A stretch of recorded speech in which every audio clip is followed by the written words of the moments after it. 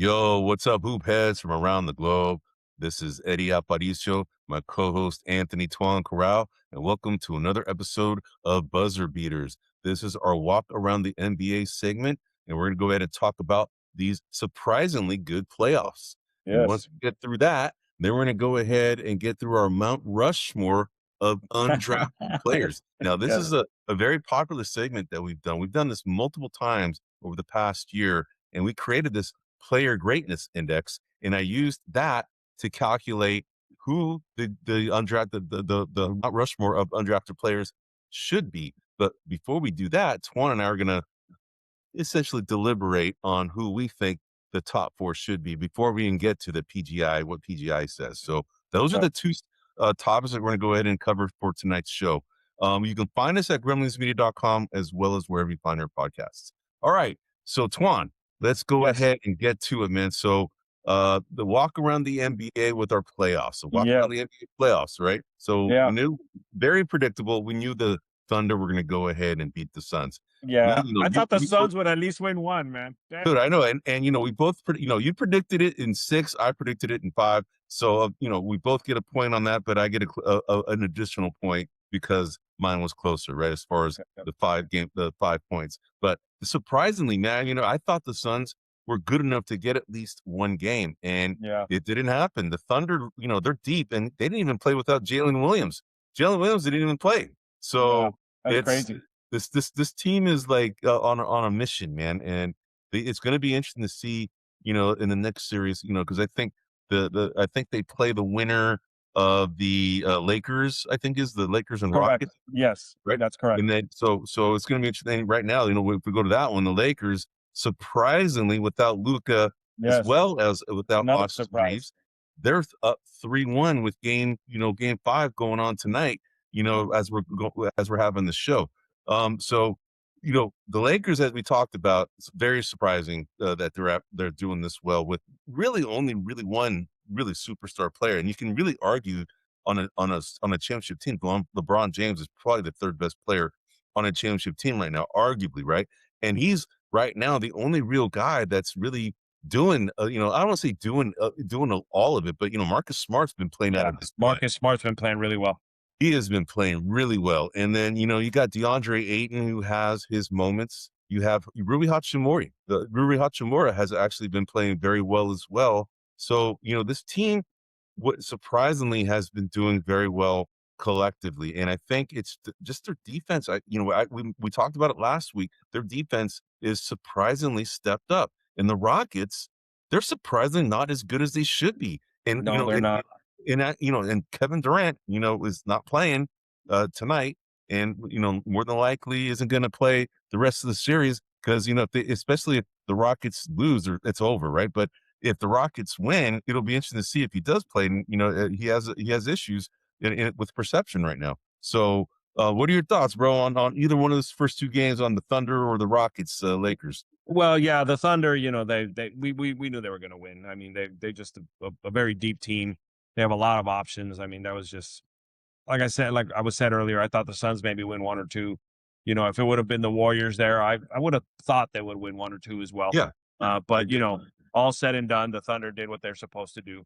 What was interesting too is a little stat that showed up if you watch the game. I guess this is their third consecutive first round sweep, which puts them, you know, with some of the big dogs, the Bulls and the Lakers and another team I don't remember to be the only team to have 3+ first round sweeps kind of consecutively. Plus, consecutive years. yeah, Okay. in consecutive years. So that was kind of interesting. The Lakers Rockets, you know, the Lakers are playing well, but sometimes I wonder if it's the Rockets just playing bad. I mean, you know, we talked about this a while ago. You know, I'm a big believer in chemistry and that whole thing with Durant. I mentioned it before, where you know he had the secret account and blasting his teammates. Yeah, I think a lot of that has impacted the team. The team is really playing not really organized. not Um, inspired. They're not yeah, playing they're very not inspired. inspired. Yep, and then Durant kind of just being not available. I mean, I don't know. I mean, maybe he's really hurt and he wants to protect that ankle. But they've. I just feel like I can't help but feel like they've given up, and I think they just avoided the gentleman's or the straight sweep and just get the gentleman's sweep. But I predict the Lakers will beat them tonight, and that'll be done with. You know, we'll see. I know the other thing is that you can see that the intensity, defensive intensity definitely increased on the Rockets side in the last game, and Correct. that's something that has been their their calling card. In the years past, in the couple years past, their defense has also actually been really, really good, and maybe they found something there. Because the thing about the playoffs is that you gain momentum on a game per game basis, right? Yeah. They just needed to win one, and if they win the next one, and it's a whole brand new series again, right? If they win again tonight, but defensively, they definitely played a lot better. Tari Eason just played out of his mind the last game. That guy had the night of his life. That Yeah. guy played awesome, man. And then, of course, you got Amen Thompson, who's going to be this guy's going to be an up and coming superstar if he can get a shot, right? That's something we talked about.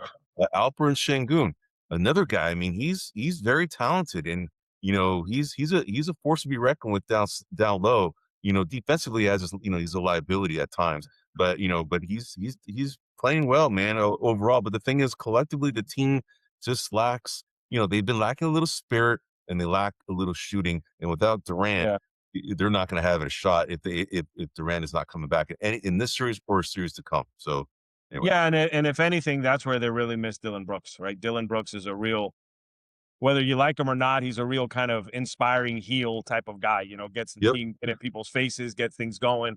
So yeah, I can, losing him from a defensive end, is probably a big reason why they're not as good defensively this year as they were previous year. Durant is a good defensive player, but he's more of a timely defensive player, not a rah-rah. I mean, he's never been a rah-rah guy anyway. yep. But that's where I think they really feel the loss of Dylan Brooks is on the defensive end.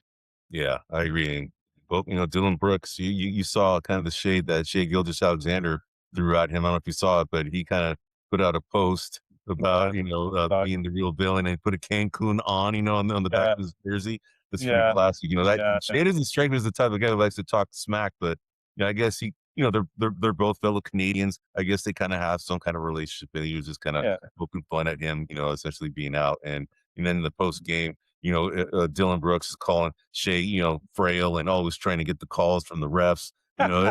It's funny, man. Dylan Gamesmanship. Brooks, I love it. I love it. he loves just being the villain role, though. He loves it. Yeah, He yeah. embraces it. It's kind of like Draymond Green loves it too, man. It's the same way. So, all right, man, let's go on to the next series. So the one that I thought was going to be the marquee series was going to be the Wolves and the Nuggets. And surprisingly, the Nuggets were on the brink of elimination last game, and they ended up winning that game. But of course, it made it a lot easier without Anthony Edwards and also Dante DiVincenzo, who is out for the entire season now with a torn Achilles tendon. So that's going to be unfortunate that they are missing that guy. He's a key, glue kind of guy. We know him as being part of the Warriors for one season, and I always liked that kid, and I think they're going to miss him sorely. But the Wolves cannot go anywhere without Anthony Edwards. He needs to come back. Now, Ayo DeSumo has definitely showed up big time. Yeah, yes, he did. This Yes. guy was just kind of a throw-in in the trade, right? I don't know, Yeah, but now he's running shop. and now he's running it. Yeah. So he's essentially now become their best player. Then you got Jaden McDaniels. You saw the whole issue with him when he scored with Jokic, and there Yep. was a fight going on there. I mean, Jokic was definitely pissed off. I think he was just pissed off that they're on the brink of elimination. Of course, they won the game after that, right? So now they're 3-2. But wanted to get your thoughts, man, overall on what's going on with that. Yeah, no, I mean, it's such a bummer, when you don't get the complete teams, right? Yeah, What I was a little surprised at was honestly how competitive the games were without Ant-Man and I DiVincenzo. agree. You know, I'm, once again, the Nuggets start to look old, and I don't know why. I mean, they had a good season. I mean, Aaron Gordon's been in and out of the lineup. Brown has been playing pretty well. Um, Jokic is Jokic, but they seem older. They seem slower. I mean, the Wolves seem so much younger and quicker.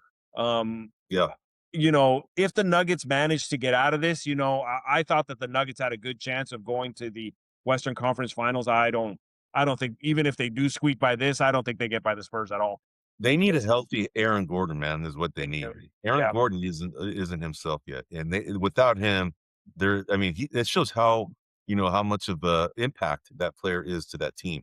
They correct. need him, and he missed a lot of games towards the tail end of the season, and they even though they were missing him, they still performed pretty well. But when he's on the team, I mean, they're a force to be reckoned with, especially with Jamal Murray. in the fold as well.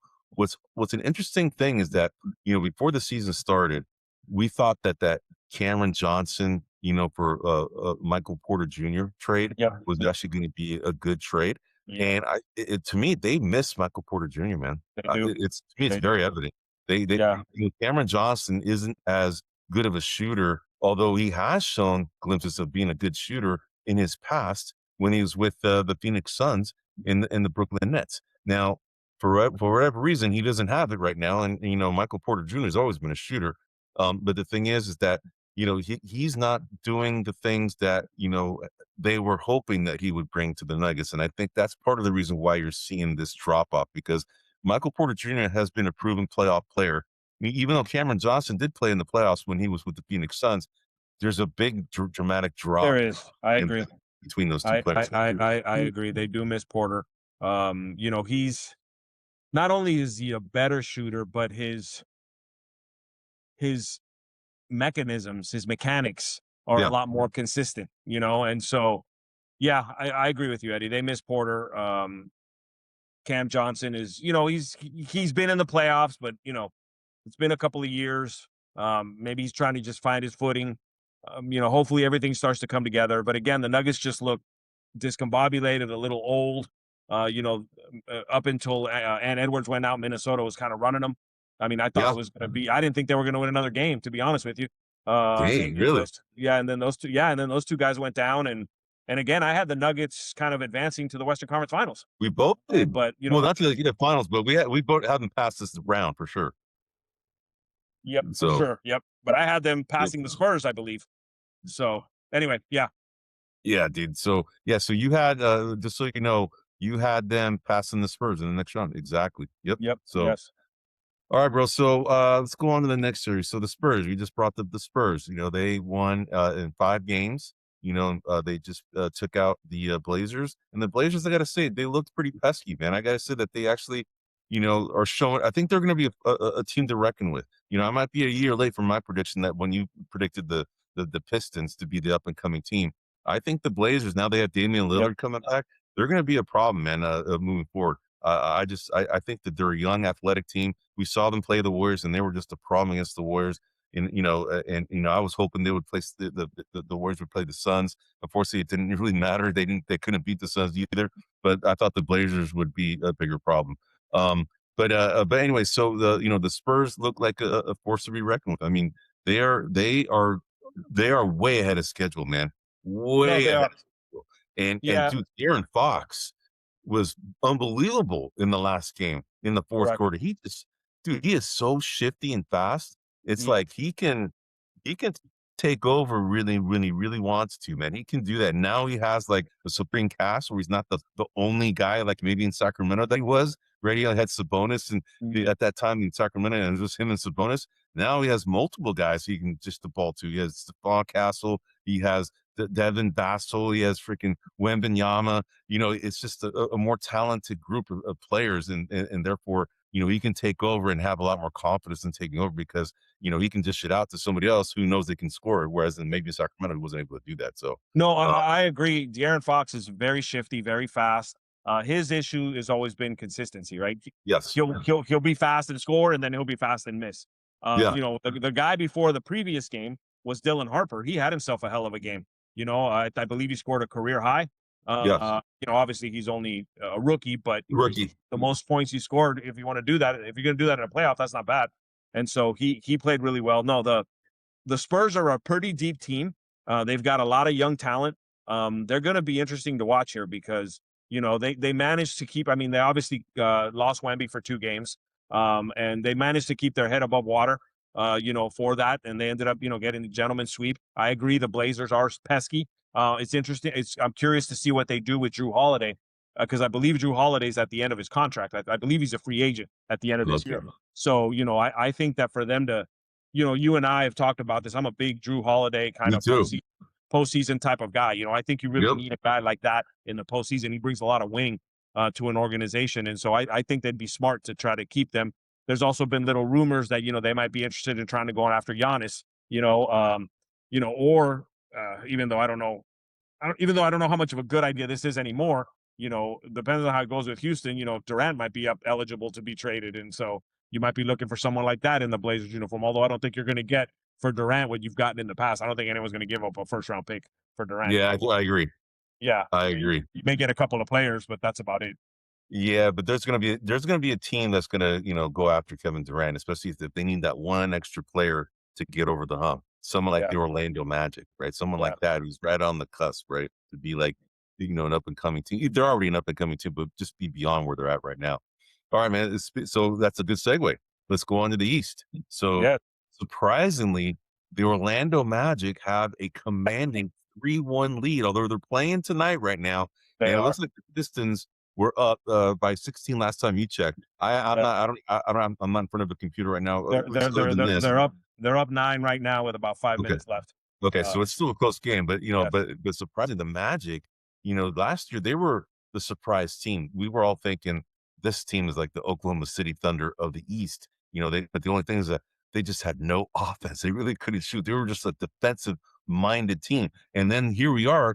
They were going up facing a very defensive minded team in the Detroit Pistons, and it just showed that the Magic just got hot, and the Detroit Pistons just looked like they were a little one step off. They weren't the same. Now, Correct.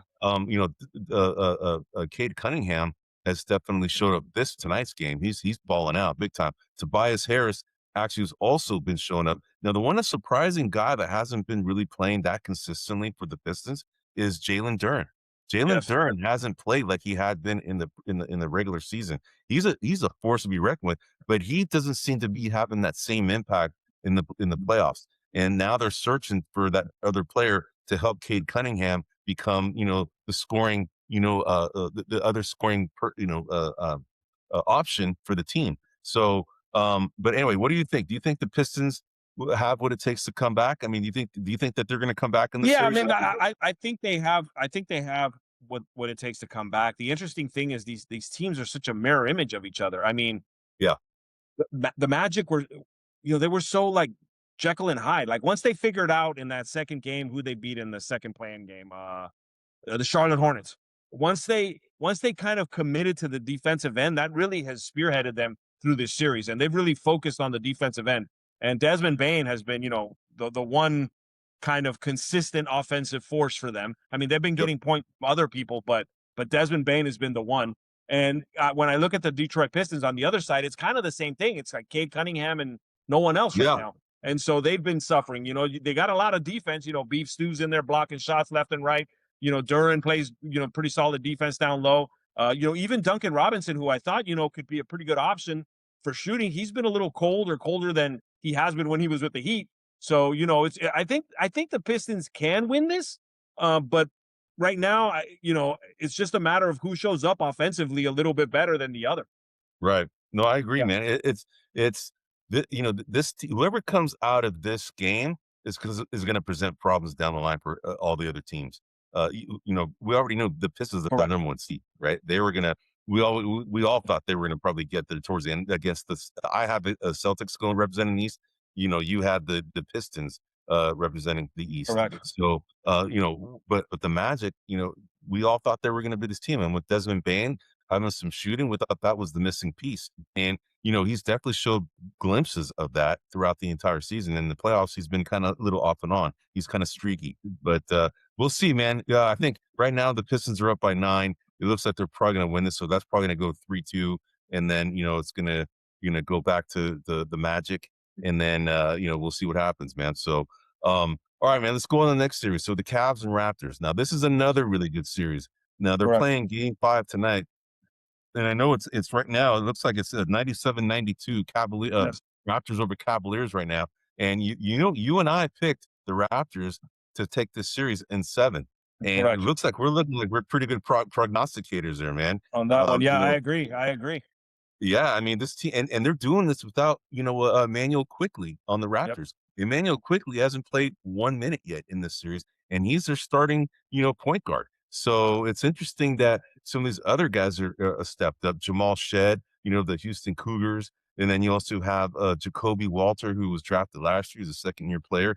Both these guys have stepped up big time. And then you got Scotty Barnes, who's just a beast of a player, and he's showing up right now in this series. RJ Barrett, has been playing well here and there. Brandon Ingram has been a little bit off and on. He's not necessarily being consistent like he had been. So, but then you have Colin Murray Boyles, who was a player that just got drafted this year. Him, and then you have Sandro Mamukelashvili, however you say his last name.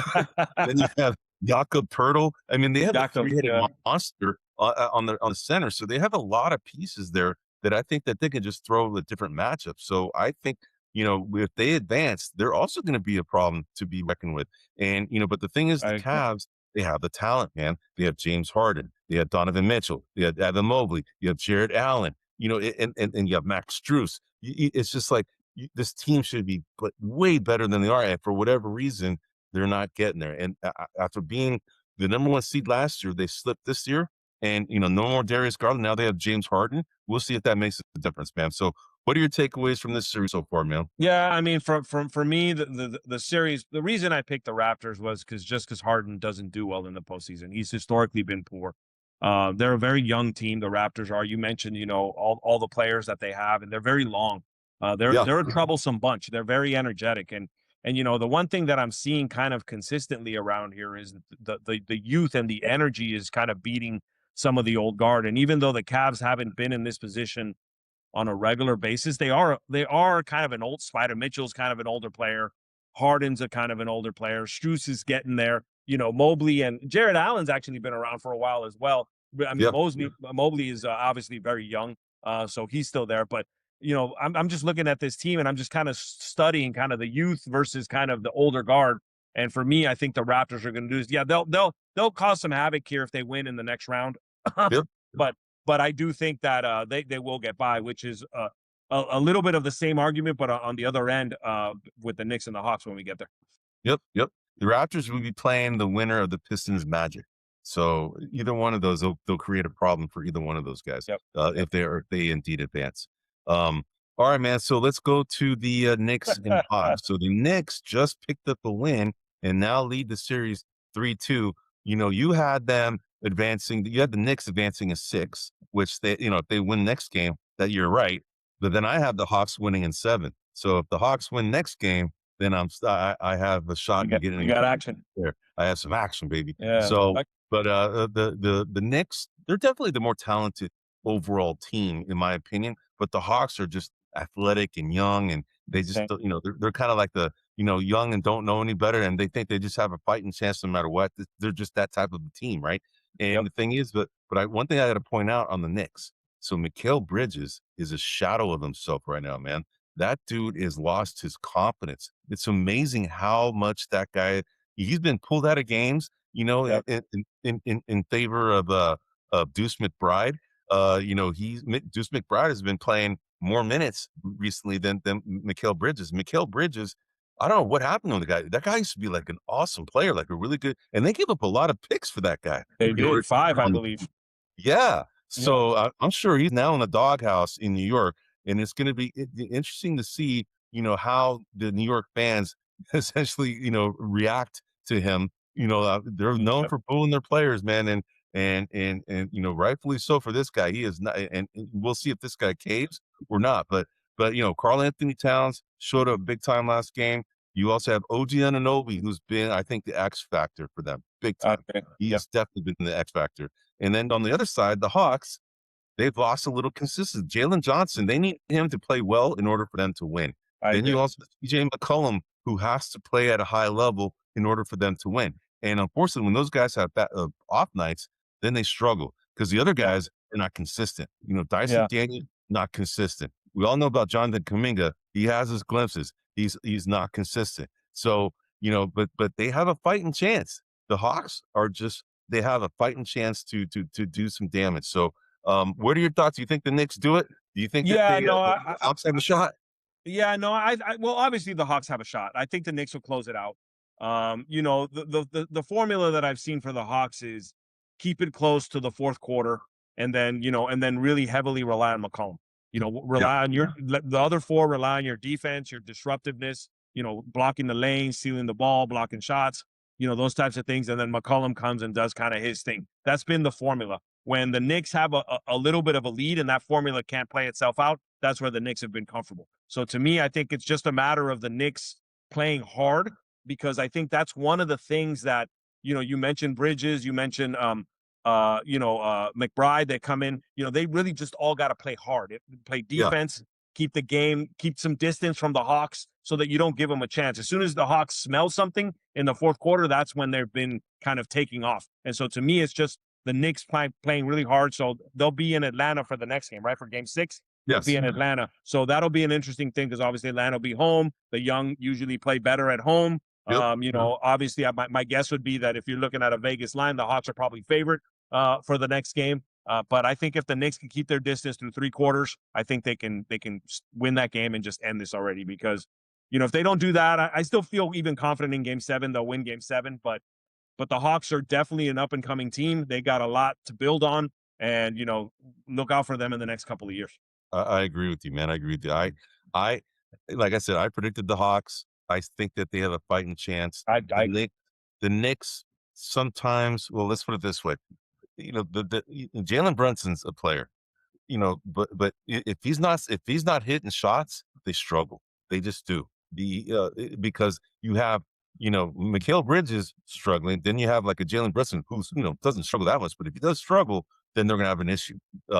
But we'll see, man. I think the Knicks are a more talented team. They should get by, but I'm just giving the Hawks a fighting chance. No, and the interesting thing about Mikal Bridges, if you remember at the beginning of the season, he was struggling, and it took him a good, I want to say 10 games before he's kind of started finding his rhythm, and now we're here at the tail end of the season, and he's struggling yet again. And what I don't like really is you're going to struggle. What I don't like is when you start acting dejected, right? When you just you look like you've kind of given up a little, or you're not really into that. I don't want to say into it, but you can tell it's affecting your play. That's the big difference between Jalen Brunson and Mikal Bridges, right? Jalen Brunson will just keep going. He's like Rocky, right? He just puts his head down and keeps going and keeps going. He won't stop. And that's really what Bridges needs to focus on. Just, keep attacking the ball, keep playing your game, pick up in spots where, on defense and things like that. The traditional things that basketball players got to do. But you're right. He's feeling himself right now, and hopefully he can step out of it, because even if they win this, if Mikal Bridges is playing like he's playing, they're not going to get past the next round. No, I agree with you, man. He needs to get his. Mike Brown's got to give him his confidence back, and it's definitely not pulled him out of the starting lineup, which is good, because that'll definitely completely, get rid of his confidence.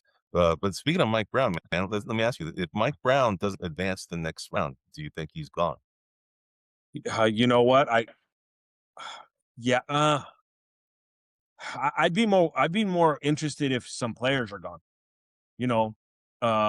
If Cat's gone, or they try to trade Bridges, but I mean, the Knicks have been going through coaches. I mean, they give Thibodeau a couple of years, so I would think they should at least give Brown a couple of years. It's a little bit of a difference in philosophy. One thing that is notable, in my opinion, is the Knicks don't look as exhausted as they look like in previous years. They look a little fresher. Their rotation's a little bit more larger. They got more people, at least during the regular season. So for me, I wouldn't let him go, but I could see the Knicks doing that. Yeah. I just wanted to get your take on that. I think that they probably would get rid of him if he gets out. I think that's I don't want to say a mistake, but I think it's premature if they do. Yeah, I hear you. It's it's a knee-jerk reaction. So all right, man. Last series before we get to our next segment. Yeah. So Celtics and Sixers. Celtics now lead that series 3-2 when they were up 3-1, and they had a chance to close out the Sixers. And surprisingly, the Sixers won the last game. And Joel Embiid just had, a great game. And we all knew that once Joel Embiid comes back, this team could be a problem with Tyrese Maxey, Joel Embiid, and Paul George. All, and then those three right there, along with the Tsunami Papi, they could be a problem, especially like with Joel Embiid having games like he has, because there's no one on the Celtics that can match up with Joel Embiid. Nobody, right? The thing is that you have the Ninius Queta, who can create some challenges to guard him down low because he's long and he's springy. But Joel Embiid can just kind of take him outside when he wants to, because he can shoot, and then creates matchup problems for everybody else. And he can pass it because Joel Embiid's actually a pretty good passer. But the thing is that the Celtics surprisingly are now in this, not in a must win, but they had everybody thought that they should have won last game. And now when they lost it, it's like, okay, we're going to see what kind of team that comes back from that. Yep, Jaylen Brown and Jason Tatum both have been playing very awesome. Nemias Queta has been playing well. Derek White has been a little bit off and on. Peyton Pritchard has been playing actually pretty good. Oh yeah, he had a hell of a game Yeah, he did. 2 games ago. Yeah. Yeah, he did. So he's definitely picked up the slack when Derek White hasn't been shooting, because Derek White has been slumping a little bit with his outside shooting. Jason Tatum, he looks like he hasn't lost a step. That guy is back to almost the form that he was before his injury. So, and Jaylen Brown has emerged as a top dog on that team. So, but I think the Celtics are going to get past them in the next game. I think they're gonna take the next game and go on. So, what are your any thoughts? Well, no, I mean, I think you covered it pretty well. I mean, my guy Maxi's been playing really well. I mean, it's possible if Embiid finds a rhythm, they could win this next game. Then it's really going to get interesting. Oh yeah. I'll tell you, Eddie, I got a feeling that those 2 games are going to go to Game 7. Both the last two, the Hawks and the Celtics. Yeah, and the Celtic and the Sixers. So, the Knicks, Hawks, Celtics, Sixers. Yeah. What about the Cavs Raptors? That could go 7 too. That could go 7, but that one I'm a little more. I mean, the Raptors are tied now. They're tied 103 with 10:56 left in the fourth quarter.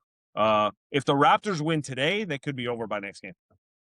Yeah, because they're going back to Toronto. But exactly. Those 2 games, I think in particular, are going to go Game 7s. All right, which is going to be great for whoever wins that Magic Pistons, because they're gonna have a little bit time. Well, actually, maybe not, because if the Pistons win, it'll be a Game 7 there. So never mind, scratch that. Yeah, the East is definitely. As I'm looking at this, the East could have some competition if the Magic don't win, and the Magic already lost. Yep. So that series is 3-2 now. Yep. So all right, man. Well, dude, that covers it for our walk around the NBA playoffs segment. Now we're going to go ahead and get into our segment for the Mount Rushmore. Now, for those of you who don't know what this is that we've gone through the Mount Rushmore of point guards.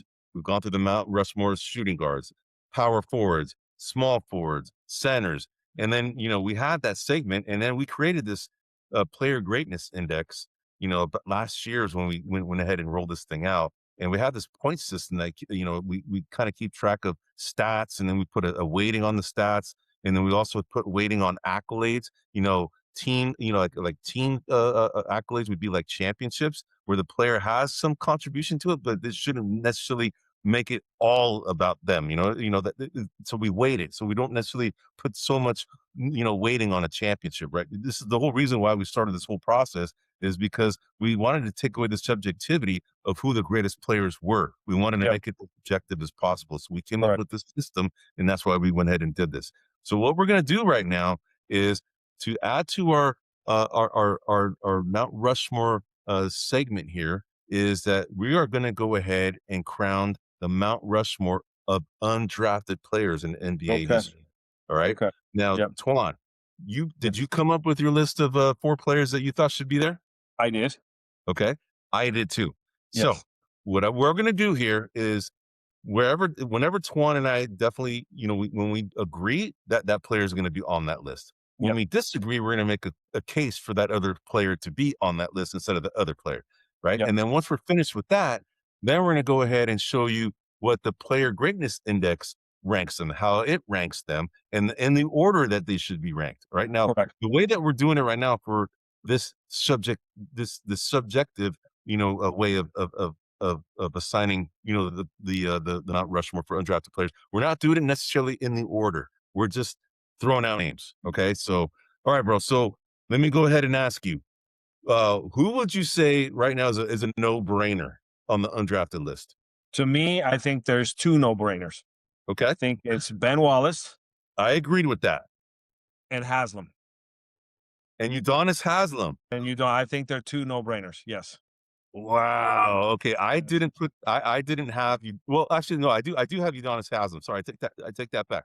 I do have Udonis Haslam and Ben Wallace. Okay. Yeah. Now, let me see. What did you put for, who are the other guys? So we don't. So then after that, I struggled between 3 names. Okay. So the 3 names that I struggled with was Bruce Bowen. I had Bruce Bowen. So that's 3 of them. Fred VanVleet. I had Fred VanVleet. and Alex Caruso. Okay, Those so are the three guys that I struggle with, and who I ended up with was Ben Wallace, yep, Haslam, yep. Bowen, and Caruso.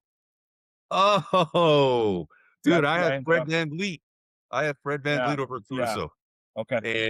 and I, the I thing went is, back and forth with that, and I actually couple of things made me lean towards Caruso. Number one, he has 2 championships versus 1 for Van Vliet. right? Okay, Number two, he's a 2-time all defensive team, and I don't believe Van Vliet's ever made either all no, NBA team. So, which is those are the 2 stats that kind of had me lean towards Caruso. Plus Caruso won 2 championships with 2 different teams. So okay, to me, that kind of went a little extra as well. okay. So So that's why I lean towards Caruso. That's okay, my so argument. now in terms of so the 2 titles to 1 title. Okay, Fred VanVleet has 1 for the Raptors. Correct. Caruso has 2, 1 for the Lakers and 1 for Thunder. the Thunder. Yes. So Fred VanVleet has been an all-star. Okay, Yes. Caruso has not, but Caruso has Okay. the other accolades. You're talking about defensive, right? So Yeah. that kind of just you know kind of cancels each other out on that front. Now Yes and no, though. I would argue, Eddie, because the All-Star game's kind of a popularity it's a contest. popularity contest. Yeah, Like, I agree. and the All NBA is a little bit more. There's a little bit of more kind of metrics that go into that. Well, he's There's a all little bit more effort. defensive. You're talking about all defensive, not all Correct. NBA, all So, defensive. sorry, not all NBA. Yeah, Yeah, for an all defense or all offense or all NBA, yeah. there's a little more thought There's that more. goes into that. Those are great. Those are voted by the coaches and writers and so forth. Yeah. So Yeah. yeah, yeah. Okay. It's not a bad thought, man. I had Fred VanVleet. You have Alex Caruso. The one interesting tidbit about Fred VanVleet, he has Yep. the largest contract for an undrafted player in the history of the NBA. So Do you know how much it that's is? I don't, but he's the Yeah. highest paid guy. Good for him. And yeah, no, for sure. And if I were to compare and contrast both those players, like just the eye test, I would say Caruso is the better player. Yeah. Yeah. Just the eye test. Yeah. I would say he's the better overall player because he Yeah. I does mean, both things very well. Well, Fred VanVleet's a better shooter, but Caruso can shoot too. So it's not a bad, not a bad. I'm gonna go ahead and I'm gonna give in to you. I'm gonna go ahead and say Alex Caruso okay. is a good choice. So now you can go ahead and once you have that all edited, you can go ahead and post that up, man. The the the player or the Mount Rushmore of undrafted players. You can go Yeah. ahead and show it. For those of you who are not watching or listening to us on the car or not necessarily looking at it, we're going to go ahead and put a slide up here that's just going to show, just kind of make it look kind of nice. We're actually just showing our Mount Rushmore. You can see our Mount Perfect. Rushmore shows Ben Wallace, Udonis Haslam, Bruce Bowen, and Alex Caruso. Again, we had agreed on Ben Wallace, Udonis Haslam, and Bruce Bowen, and we Correct. both disagreed on Alex Caruso and also Fred VanVleet. I went ahead and gave into the Alex Caruso pick that I think Toine made a good case for it. And the eye test, I just think Alex Caruso overall better player. All right, Yeah, man. and to me, the most impressive thing, you look at Haslam, you look at Bowen, and you look at Caruso. They're all bench kind of role players. Wallace Yes. is one that you could argue was like a big part. Like to me, he was a bigger part of his championships than those other 3 guys were of theirs, in my opinion. I think Yeah, and you know what? Wallace. He's the only one out of this list that's in the Hall of Fame. The Yeah, only one. And he's a 4-time defensive player of the year, Ben Wallace. So correct. he's like the no-brainer. He is the George Washington on this list, I okay? know, absolutely. He stands alone. I mean, obviously it's stretching it, but you can get him into arguments of greatest centers of all time. I mean, he wouldn't be there, but he'd be on the lower end of having that argument. He had a very good career. Did I lose you?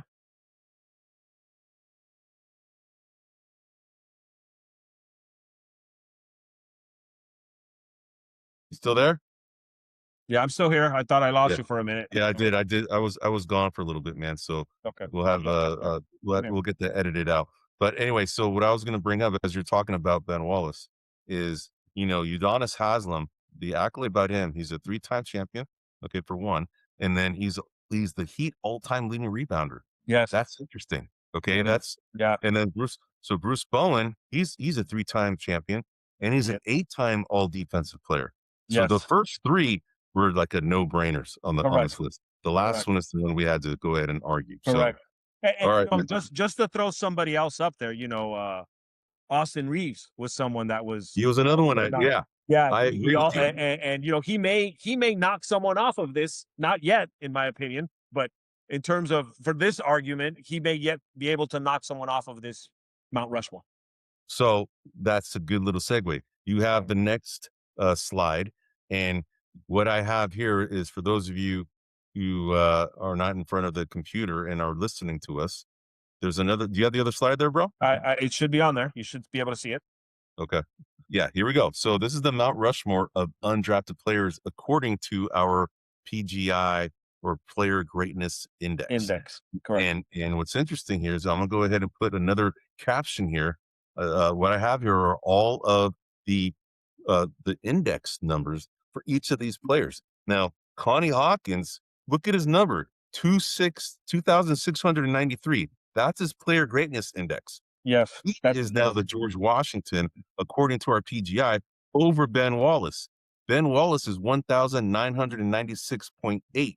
Again, this is a kind of a stock price, but a fixed stock price if their career is over. And this is what they are overall rated based on all of their accolades, based on all of their stats, based on all of their accomplishments as a player from, all stars, any like defensive the player of the year or any of the all defensive or all NBA. We factored all that in, and Connie Hawkins is number one out of that. Well, that was very surprising, man, when I saw that. Yes.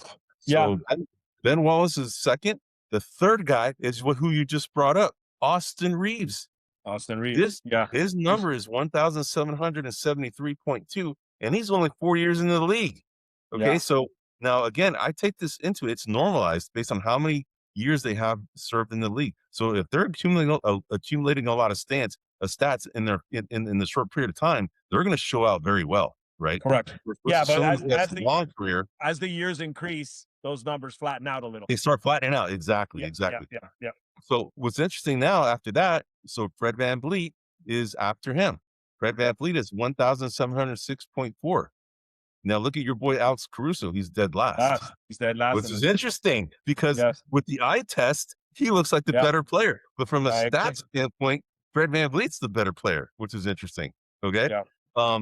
John Starks is after that. He's 1,689.2. Brad Miller, who's another undrafted player. Yeah, I remember him from I met the guy, by the way, in Sacramento. He's a huge dude, man. And all those guys are huge. I mean, anybody who's Cleveland Cavalier, correct? No, he played for the Sacramento Kings. Yeah. Okay, yeah. Brad Miller. Yeah, you thought maybe you're thinking of Brad Doherty, probably. Yeah, maybe. Yeah. So Brad Miller's 1,438.9. Bruce Bowen, who was actually the second guy on this list, he was the Thomas Jefferson on this list, on our previous list. He's now at 1,239.4. That's his overall rating. Avery Johnson is another undrafted player. Yeah, what is it? The little general. The little general, and the guy who just enunciated every word like this. You should go out there and play hard, right? Name is Avery Johnson. He's just an enunciation king, man. Yes. Anyway, so and then what's interesting is that we had Udonis Haslem as a no-brainer number 2, but yet he's only 1,153.9 on this list. This is interesting. Last. To Alex Caruso. Alex Caruso being the fourth one on our list goes to show you that the numbers show different, Mount Rushmore. It shows Connie Hawkins, Ben Wallace, Austin Reeves, and Fred VanVleet, where we had Ben Wallace, and then we had Udonis Haslem, and then we had Bruce Bowen, and then we had the last one was Alex Caruso. Very interesting, man. So a little, and I'm sure you came across this as well, Eddie. A little side note on Connie Hawkins. What's interesting about Hawkins is he got blackballed because there was some controversy that he was shaving points when he was in college. And so it wasn't so much that he wasn't drafted because of skill.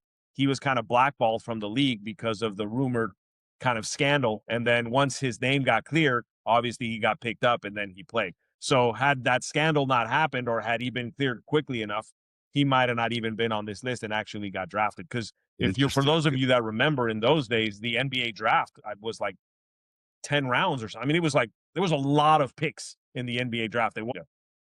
Anyway, okay, Yeah. cool. Right on, brother. Well, dude, you could probably take off the slide, man. Yep. But that pretty much wraps up our show. This is another episode of Buzzer Beaters. I'm Eddie Aparicio. This is my co-host, Anthony Toine Corral. We're also known as the Cisco Kidz.